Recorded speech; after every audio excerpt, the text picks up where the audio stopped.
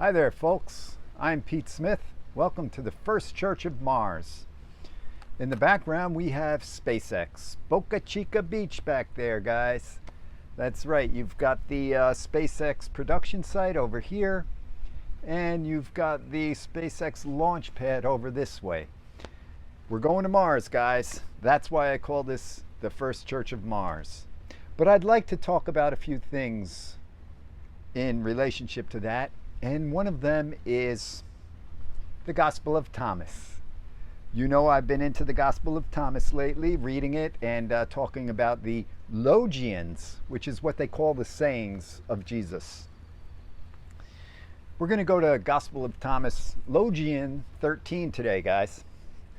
This is what it says. 13. Jesus said to his disciples, "Compare me to someone and tell me, who am I like?" Simon Peter said to him, "You are like a righteous angel."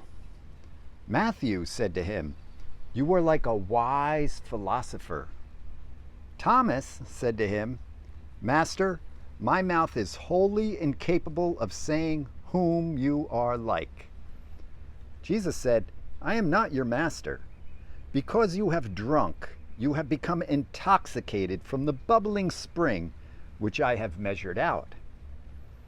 And he took him and withdrew and told him 3 things.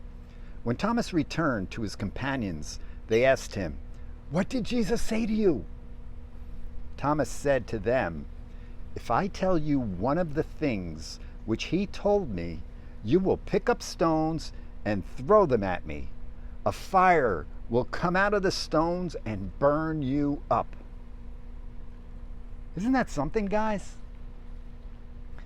I like this because it's about secrets. Jesus told Thomas some secrets. And whatever secrets they were so amazing, so outlandish maybe, what he told them. He said, "If you tell anyone this, they're going to stone you. They'll kill you if you tell them I said this." So it must have been something pretty heavy. And it was a secret. Does Jesus work telling secrets?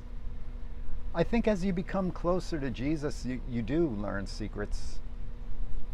And I guess back then they would stone you. They did stone many people for talking about Jesus and the things that he said and believed and did, miracles. So, but let's take a closer look at this because there's a few things I want to point out.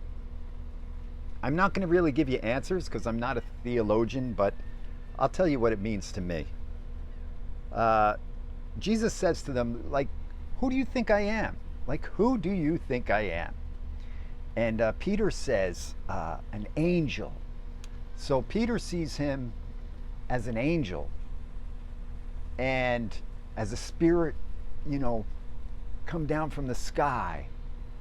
And he asks and Matthew says, "I think you're a great philosopher." So Matthew sees him as a man who's just very wise, a wise man. And Thomas, I think Thomas gives a good answer. He says, "I'm not even going to say because I don't know. I don't know who you are or what you are." I think that's what Thomas said. So the interesting thing to me is that all 3 are following Jesus, yet all 3 have different opinions about who he actually is and where he came from. So that's one of the reasons why I like the Gospel of Thomas. A lot of people say, "Oh, it's not Christian. It's actually, heresy, and it was written to give the devil a way to get to people's hearts through Thomas because it's close to what Jesus said, but not really." So I don't fall for all that, guys. I think Jesus will appear to you if you ask him to. And I believe that Thomas and the writings of Thomas, although they may not have been written directly by Thomas, the one, the Nag Hammadi Gnostic text that was found. Of course, it was written after, it was 200 years maybe. So, but I still think all in all, it was an honest attempt at Thomas, at relaying what Thomas said to others about what Jesus said to him. I don't think it's cloaked in some sort of devious plot to undermine Christianity, as some might have you believe. Now, again, the reason for this is because, as you see, all three had different opinions about who Jesus was and what he did, and yet the Bible, as the King James Version, the Catholic Church decided to go with the four, Matthew, Mark, Luke, and John, who were almost exactly the same. They didn't want any deviation. And to me, that's not real life. I mean, real life, when two people hear the same thing, they both interpret it differently, two different interpretations. Maybe close, maybe similar, but also different.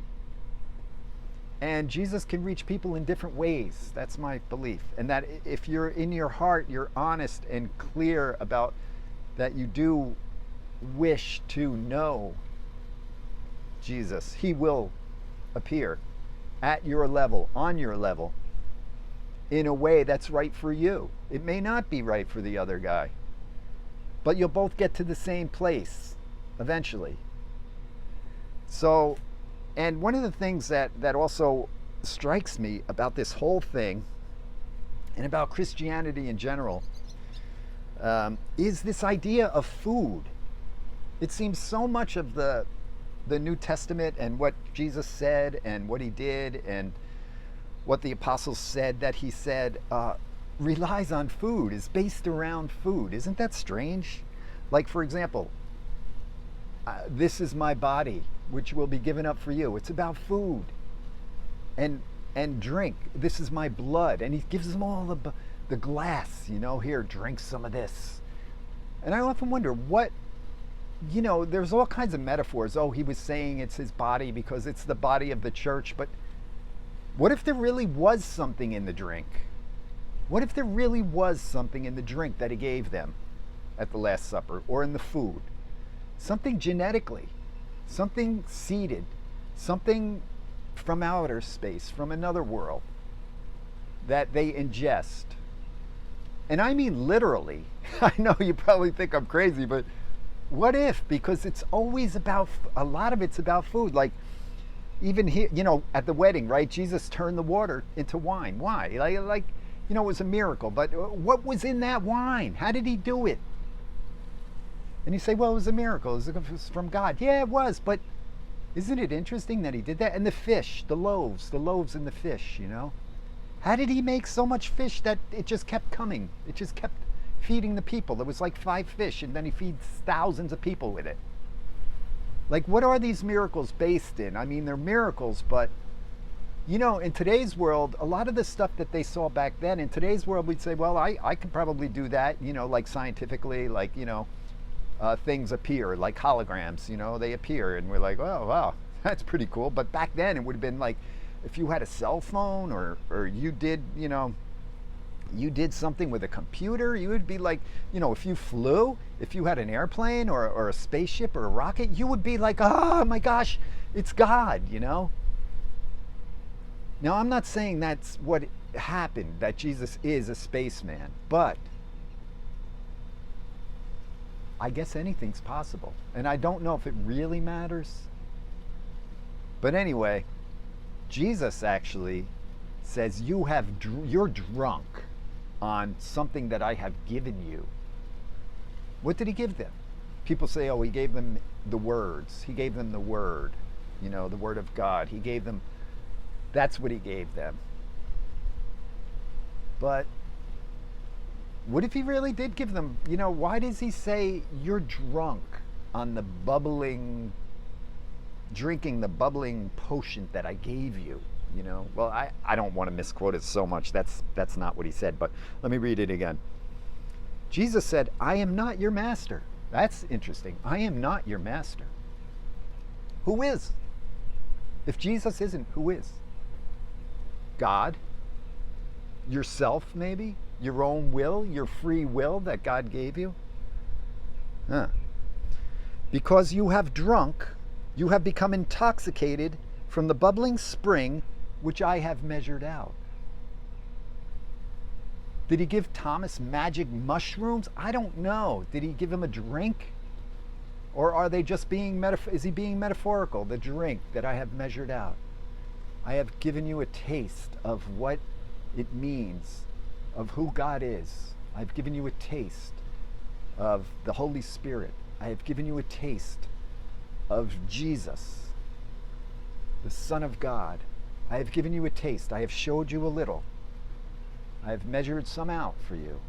And now you're feeling drunk on it because you've never seen anything like it. So you're like excited. You know, it's like when I moved to Texas, I thought, oh my gosh, this is the best thing in the world.